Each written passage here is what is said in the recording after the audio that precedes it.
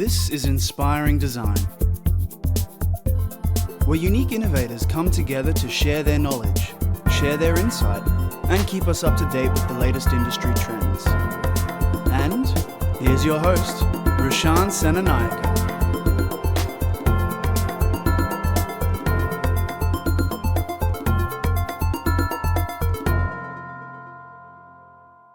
What's up, listeners? Welcome to Inspiring Design.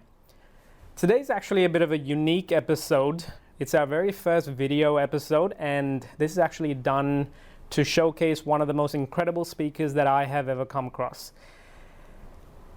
It's our very first episode that's also going to be available on YouTube, and as well as Apple Podcasts and Spotify if you are into the audio version.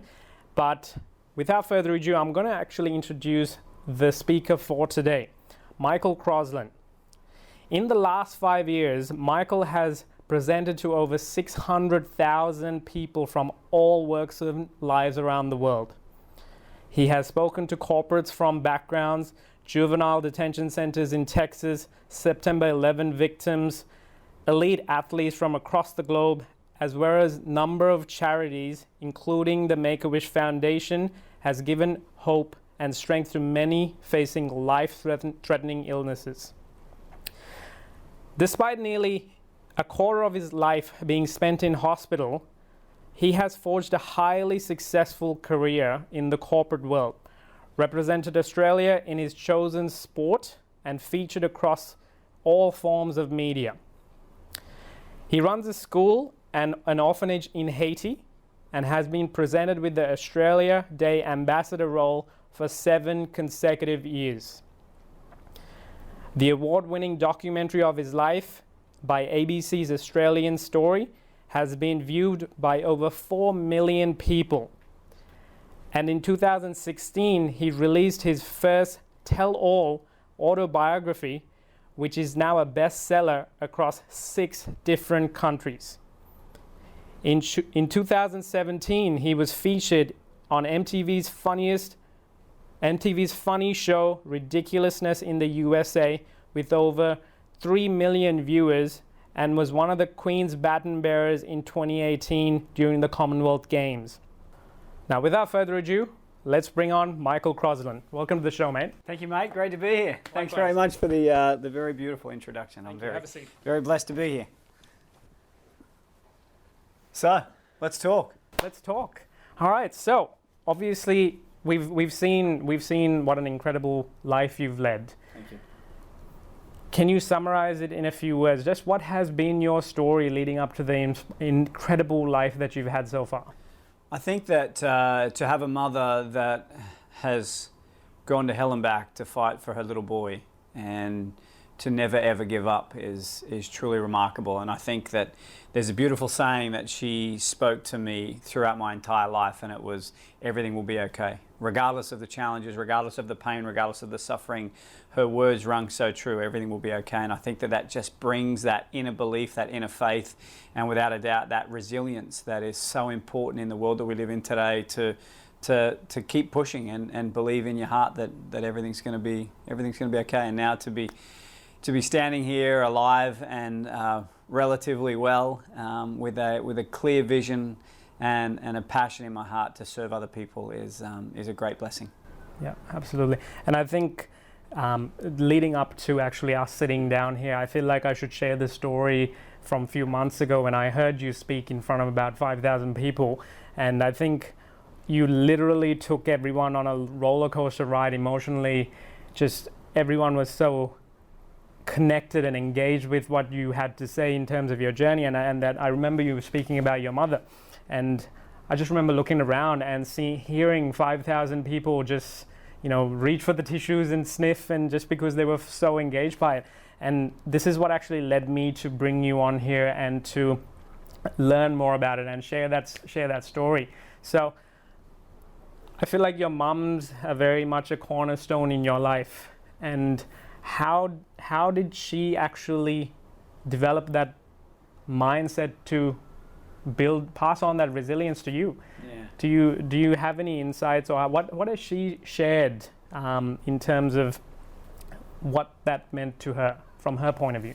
I think the best way I guess the best way to explain it to people, and I guess now being a parent, would be that you would do it 10 times over for your child. You know, having a little boy now who's suffered, I would move mountains to give him peace and happiness and health and joy. And, you know, I was only talking to someone the other day, and I said that if my son needed a new heart, he would have mine tomorrow. And I guess it's just the love that you have for a child is something that is impossible to describe. And I think that for a mother to sacrifice so much of her life away from her 3 daughters, away from my 3 sisters, and obviously my dad, to give me that opportunity to fight and to lead a normal life, I think is remarkable. And even reflecting back on those times when I was severely burnt from that trial drug, and all the other kids were wrapped up in cotton wool, I guess you could say, metaphorically, and bandages physically, but she would make me go to the toilet. She would make me get out of bed and make my bed of a morning, and she would instill this inner belief that everything was going to be okay. And I think that I see it so often now, where parents aren't allowing their children to go and fall over and skin their knees and break their arms and climb trees, and you know they're almost like this world of protection, as opposed to go out there and fall over and hurt yourself and become a more resilient, more determined, more I guess a stronger child, a stronger human being. Yeah, that's beautiful. And I think the biggest factor, let's talking about resilience. I think that word, that's I think one of the most important skills in the 21st century. It's been around obviously since the birth of humanity, but I feel like we're at this point in education where now we need to be able to focus on it as a skill. And one of the things that the education system is battling a lot is exactly what you I think went through in your life, but without having to go through a roller coaster. How do you instill those skill sets? How do you instill that mindset into the future generations? In your words, what is resilience? Yeah, great question. I think that for me, resilience is the inner desire to never give up regardless of your challenges. I think Angela Duckworth said it very similar. Okay, well there you go. I'm glad. Hopefully that's a good thing. Yeah. But for me, it's about that undying determination to never ever quit. I think it's also about understanding the importance that we must embrace the coolness of the shadows to truly enjoy the warmth of the sunshine. And elaborating on that, it's really about people that go through real tough times, come out on the other side, a far stronger, a far more determined, a far more passionate human being. And it's almost like we need to have faith that there is light at the end of the tunnel, even when we can't see any light. You know, I think that's probably the best way for me to demonstrate and articulate what my belief is around resilience. Yeah, that's pretty powerful actually. And how do you think you can cultivate that? Do you think you were born with it? Is this something you're born with? I really don't think that it's something that we can be born with. You know, I really think that it needs to be ingrained, it needs to be instilled, it needs to be believed in. I think it needs to be something that is demonstrated every single day and shown by leaders. And I think that it's the people around us that are our mirrors that we need to reflect greatly every single day. But you know, it's funny when I think of who can instill resilience or teach resilience. Obviously it needs to come from home. It also obviously needs to come from the education space as well. But for me, and I know this is pretty deep straight up, but I think a lot of people use the pain and suffering of their past as a justification behind why they choose to fail in their life. And they believe that because my father beat me badly as a child, that gives me permission to fail in life, or beat my child, now I'm a father, or you know, my mother, whatever the challenges were, they were on drugs, they were alcoholics, and that's their justification behind why they choose to not, you know, walk the path of consciousness and joy and enlightenment. And I think that for me it's about, because of those tough days, because of those struggles, not only in hospital but unfortunately, you know, at home as well with my family. My safe haven for a long time was actually when I was having chemo. So I think we can't use the pain of the past to justify our poor behaviour, and I think that resilience is something that we need to instill on a day-to-day basis from a very young age. But I don't think you're ever too old to learn it, and I think that we need to, as you said, we need to cultivate it. It needs to be something that's on trend, and Absolutely. And I think it starts from home, but it also is so critical in the education world. I don't do much in the education space. Now it's more corporate and professional sporting arenas, but I think that we need to implement some sort of change to make that happen. Absolutely, and taking this off on a little bit of a tangent, when I think of resilience, I think of Rocky. Mm-hmm. Sylvester Stallone's Rocky, just that icon character. That's where I actually learned resilience, Mm-hmm. and I realized that a lot of the learnings in my home, I was lucky enough, I think, to have incredible parents that gave me that mindset on a day-to-day basis, even though you don't realize it when you're a child, Mm-hmm. that mirrored those elements, and to be, I think, grateful for as a starting point of what you have at the start. Yeah. Because I feel a lot of people who are low on resilience, or if you can quantify it, it almost goes hand in hand with how gratitude they are for what they have. Yeah. And I think it goes back to one of the things you mentioned in the perception of how we look at life. How do you change your perception?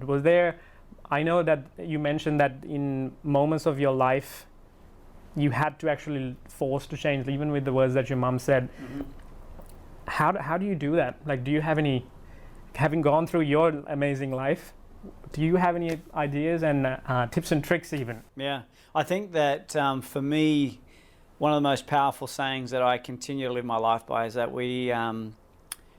there's a great saying, and it is, I complained that I didn't get a new pair of shoes until I saw a boy that had no feet. Yeah. And I think that when we really understand that our life could be so much worse than what it currently is, I think that's when we start to be grateful. It's when we start to live a life filled with kindness. And for me, I really try and focus on the 3 Ps. I know in the corporate world, the 3 Ps that destroy us are power, privileges, and possessions. Yep. But the 3 Ps that harness kindness, that harness resilience, that harness determination, that harness gratitude, that allows us to become, in my opinion, the best versions of ourselves, is patience, mm-hmm. persistence, and perspective.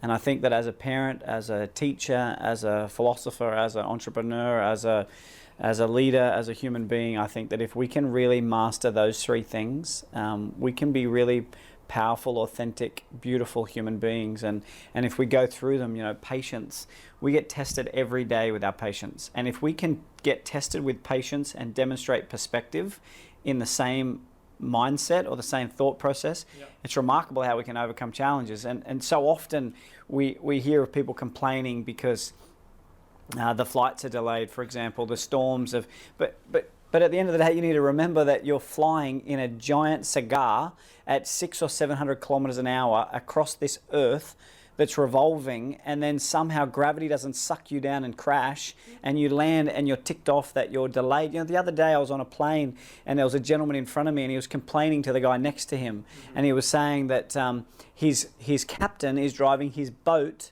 to the Great Barrier Reef, and he's going to fly up there with his family and spend 2 weeks up there. Yep. But he was ticked off because the weather forecast said it was going to be very, very hot. Wow. And there's people in my orphanage in Haiti that are desperately needing food. There's people in Sri Lanka, in India, that are living on railways, trying to survive. And I think that, in a first world sense, if we can instill that patience, that persistence in just being determined to get up every time life throws you a curveball or knocks you down, to just keep fighting, keep striving, keep pushing through, and then that last one, to just have perspective in our hearts every single day. In my belief, it's truly remarkable how our mindset can shift. And I think that when we shift our mindset, that's when we start to get greater clarity and understanding what's truly important. That's when we become the best version of ourselves. And that's when we can start to not just leave a legacy, but start to live into my legacy and our legacies, which I think is really the key. Absolutely. And I think while you were talking, I think one of the things that went on in my head, and it was almost another question, is persistence discipline? Or is it a form of discipline? Because I think I completely agree with those 3 Ps. If we can instill those, I'm trying to come up with a workable model that could almost be given to the educators of today to mold the future generations. Patience, yes, definitely. Well, how do you instill persistence? That's why I almost in my mind, I wanted to ask you, is persistence discipline? Yeah, discipline, structure, and shifting your mindset. No question. And I think that allows me to elaborate a little bit more on, and I'm sure it's probably a question, but how do you shift one's mindset to allow them to be patient, to be persistent, to be determined, to constantly have perspective in their minds and in their hearts? And for me, it's around activation, meditation, and appreciation. And I think that they are the 3 keys that can transform people's mindsets and allow them to become the best version of themselves. And activation is around exercise. It's about trying to get the endorphins flowing, which are scientifically proven will have a huge impact on your overall health, your overall mindset, and then you start to make the right choices, the right decisions, and you become very patient and very persistent at what you want to achieve in your life. The second one for me is around meditation, and that's been a key transformation in my life massively. And the analogy that I like to use around meditation is a mobile phone. We switch it off of a nighttime. Some of us switch it off of a nighttime. Others play on it until God knows what time, and wake up and turn it and play with it of a morning. But we turn it off of a nighttime. But if we turn the phone off of a nighttime, when we turn it back on in the morning, has it recharged? It hasn't. And that's what we think is going to happen to us. We think by turning off of a nighttime and having 8 hours sleep, that's going to recharge our batteries. But in my opinion, it doesn't. It just allows us to continue to exist and survive. But I think in the world we live in now, we want to thrive. We don't want to survive. So I think it's really important in a mindset space, we understand what it is that recharges our batteries. And for me, it's around plugging in. And for me, plugging in is meditation, because it allows me to just get really at peace with my mind and with my soul. And I go through a 3-question phase, which really has a huge impact. And I think that, for a long time, I thought people that meditated were hippies that grew giant beards, that burnt incense, that wore cotton. But now, traveling around the world, working with some of the highest paid pro athletes, some of the biggest name CEOs, from the top to the bottom, there's one thing they have in common, is that they all meditate. And for me, it's been huge. And then the last one, so it's activation, meditation, and appreciation. That thing about appreciation, that gratitude stuff is huge. If we on a daily basis can document down, written, whatever it is, in a text form or pen to paper, the 3 things that we're truly grateful for, the amount of endorphins that gives us, that shifts our mindset, which I think it releases dopamine, so it makes us feel good about ourselves. It's like a drug inside of ourselves that actually says, you know what, my life is not as bad as what I think it is. Absolutely. And the more that we can get that stuff flowing in ourselves, one of my things today, I was on 178 flights last year, and most of them were with Qantas. So today I was really grateful, and I'll write it down in my gratitude journal tonight. I'm really grateful for the first time out of 178 flights, Qantas was actually on time today. Amazing, right? Yeah. We love Qantas, but geez, for the first time, they were on time. And just the little things like that can really instill this joy and this, this greater optimistic outlook on life that helps us with resilience. It helps us being patient and persistent in achieving what we want to achieve in life. Yeah.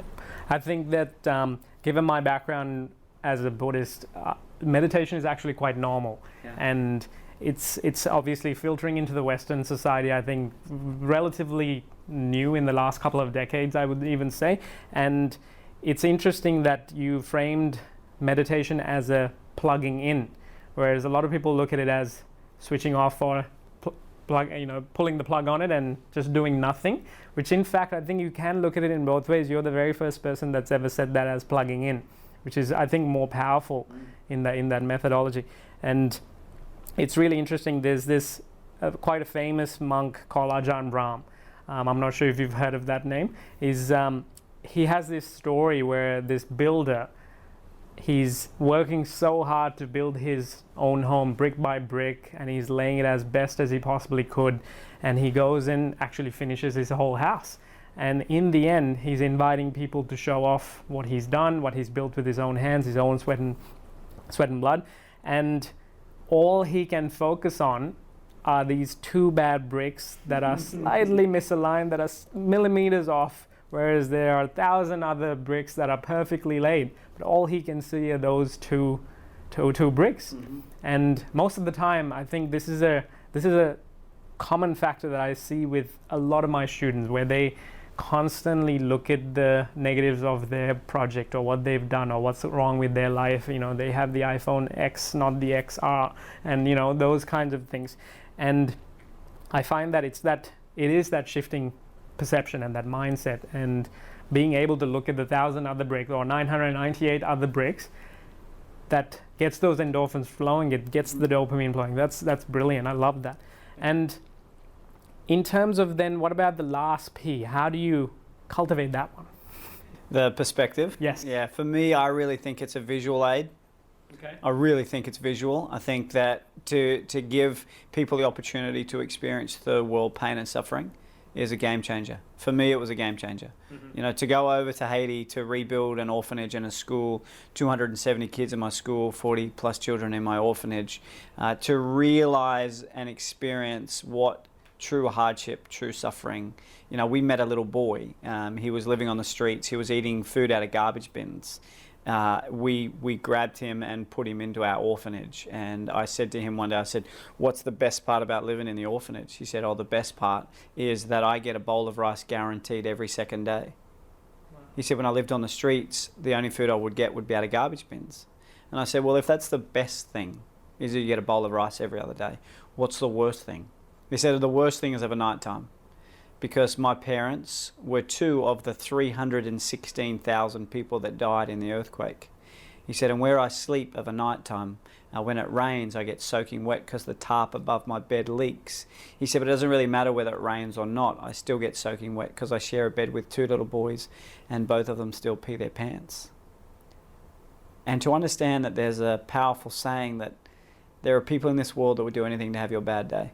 And I think the more that we can understand that, the more that we can appreciate it, the more that we can educate and inspire the youth of today to understand that their problems aren't real third world issues that are going on in the world. You know, tomorrow is not guaranteed for any of us. And I think that's why it's so important that we begin to understand that the quality of one's life is not dictated, nor is it determined by the amount of days that we live on this earth, but it's about what we fit into those days that allows us to live a remarkable life. It's not about how big our house is, it's about how big our heart is. It's about getting out of bed and serving other people every day, that I think is truly, truly remarkable and so, so important. And I think that the more that we can grasp it, the more that we can understand it. You know, we fast forward now to that same boy that was eating food out of a garbage bin. 2018, graduated high school, got a full ride scholarship to Brazil to study engineering. He's done 1 year of studies in Brazil, and he's fallen into the Golden Keys category, which means that he's in the top 10% of university students from around the world. He's one of the smartest kids on the planet. Yet he has the perfect excuse, the perfect justification behind why he cannot do what life and the world has set out for him to do, because he's got pain in the past. But yet he's used the pain of the past not as the justification behind why he's going to fail, but he's used it as the motivation to succeed. Absolutely. I think having that visual aid there's a number of different examples that flow through my own head. It's a lot of my friends that, you know, the early 20s, the mid 20s, you go through in a first world country like Australia, because we are blessed. One of the biggest problems that the youth or the millennials have right now is becoming a first homeowner. And you know, to be able to even say that, I think you're very lucky, and you're in that very small blessed percentage of the world's population. But I remember going through that process as a early 20s individual, and I got sick because of the stress that was caused simply by the legal documents. And until that, exactly what you said, where I was dropping off one of my trainers to the train station, and he had I think a 3-year-old at the time, and then his second one was due in 2 months or 3 months time. and I asked him how his house building was going, because at the time he was building a house and he was set to be completed in January. And he said his lease runs out in January, but now the builders told him that it's actually going to be in the middle of the year. So for 5 months' time, he's got a newborn coming, and he's homeless because there's no renting place, no home to live, and he doesn't have his parents here to fall back on.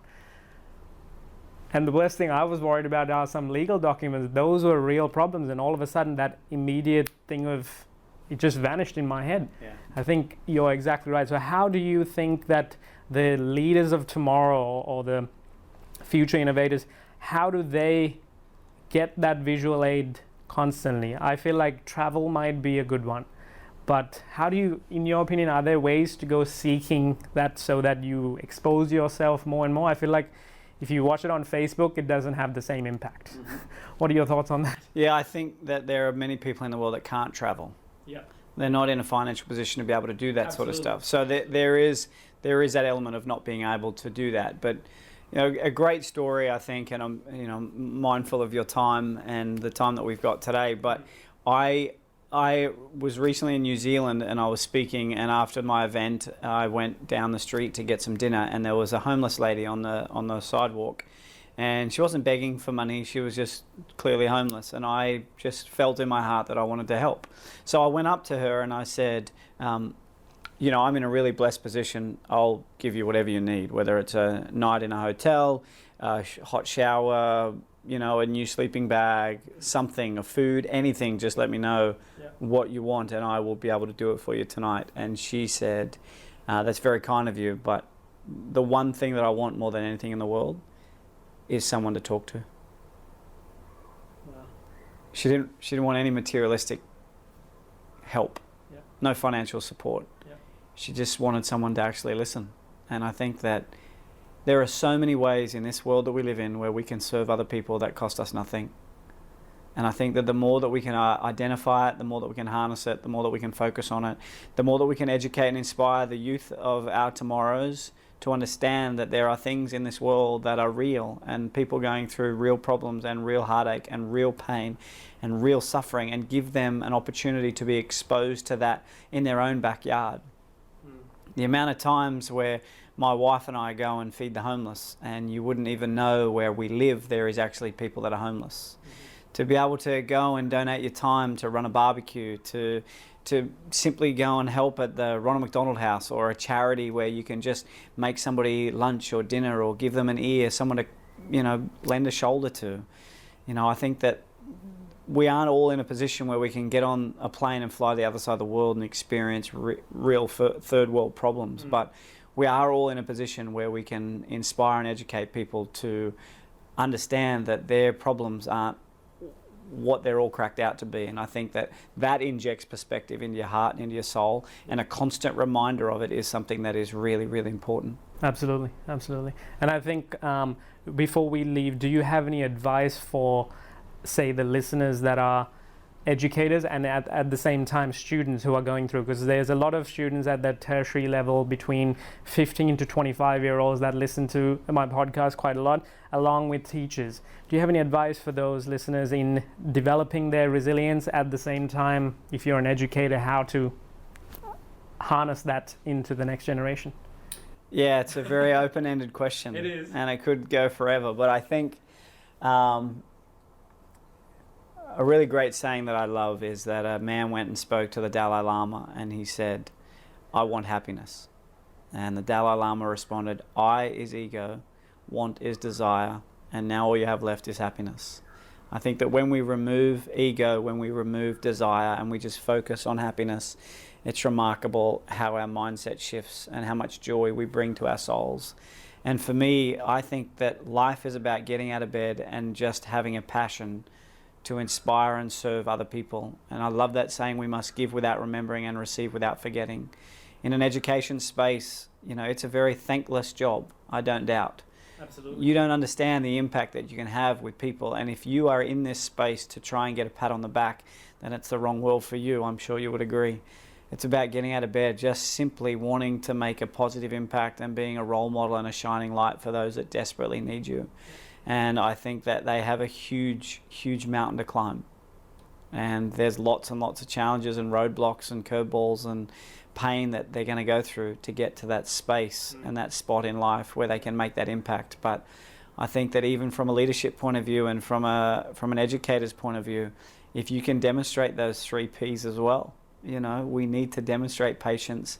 Me being a new father, I need to demonstrate that regularly with my little boy, and being patient and being persistent and trying to have perspective into our hearts. I think that it's so important, and I'm sure that reflecting back on the video that everyone would have watched at the beginning of this podcast, it is not the adversity in our life that defines us, it's how we deal with it. And we all go through pain, and we all have a story to tell. And I think that the more that we can understand that we are as young as we have ever been, and we are as young as we will ever be, and as old as we have ever been, every day is a bonus, is a privilege, is a blessing, is an opportunity. And I think that the more that we can harness it and grab it with both hands, with joy and kindness into our hearts, I think that is when we truly become the best version of ourselves. And I think that if we can all demonstrate gratitude, kindness and resilience on a day-to-day basis, I assure you this world would be a far greater place than what it is right now.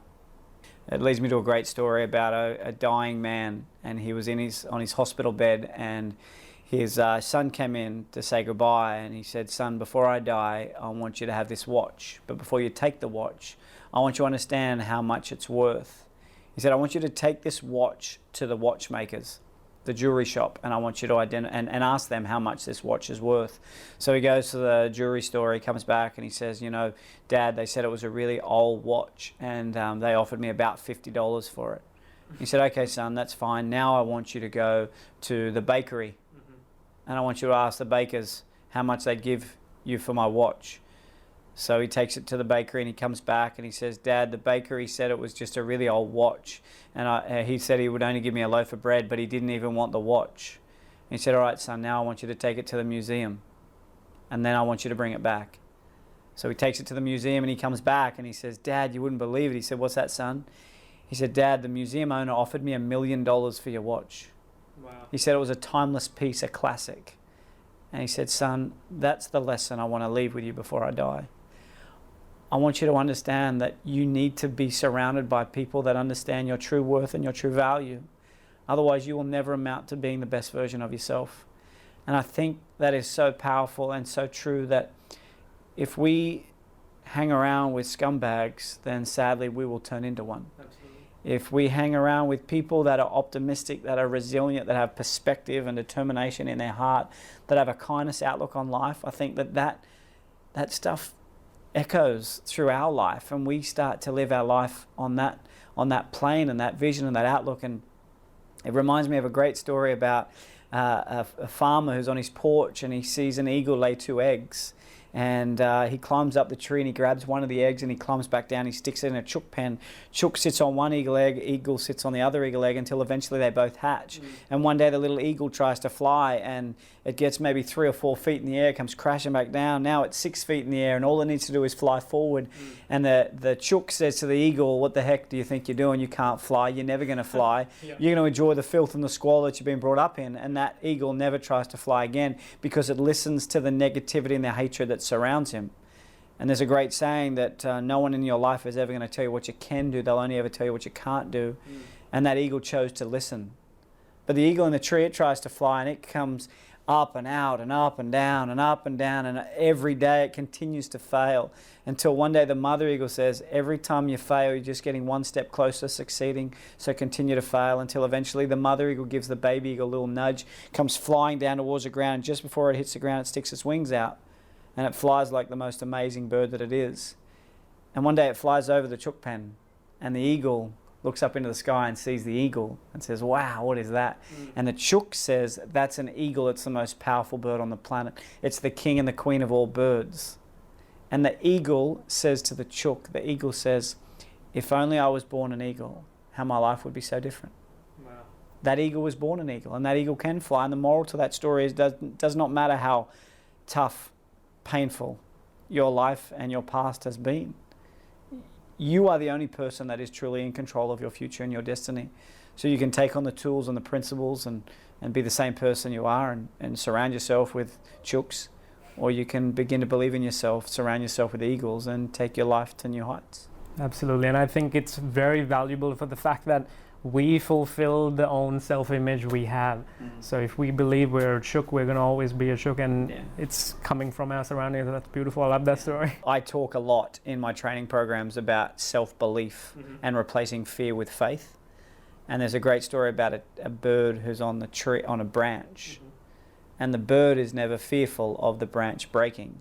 And the reason why that is because it's not relying on the strength of the branch, but in its own ability to fly. And I think that that's so important for all of us.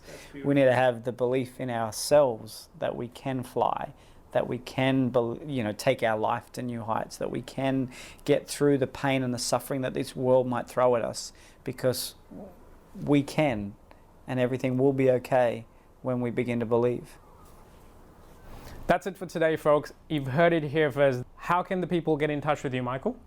I'm on everything. I'm on Instagram, LinkedIn, Twitter. Michael Crosslan is my name. And just so grateful to hopefully be able to have a positive impact, and that's my goal every day, just to be able to touch one person's life every day. Absolutely. And what about your book? Where can people buy your book as well? My book, it's called Kids Don't Get Cancer. It's on my website. Every dollar from that book goes directly to charity. We've been able to donate more than $300,000 to charity over the last few years from selling that book. Yes, it's a challenging name, Kids Don't Get Cancer. When I was diagnosed, my mum said to the doctor, no, that can't be right, kids don't get cancer. Mum told Dad said the same thing, so on and so forth. And then when I was finally allowed to go home, my mum said, son, one day when you go into this world and you can make an impact, you're going to write a book, and it's going to be called Kids Don't Get Cancer. And 30 years later, I got to write the book, and now hopefully it's inspiring some people around the world. Check it out, michaelcrossland.com, and check out the rest of the show notes for this episode here. Just scroll below to rashansandanaika.com/podcast, and please reach out to Michael. Michael, thank you so much. My pleasure. Cheers.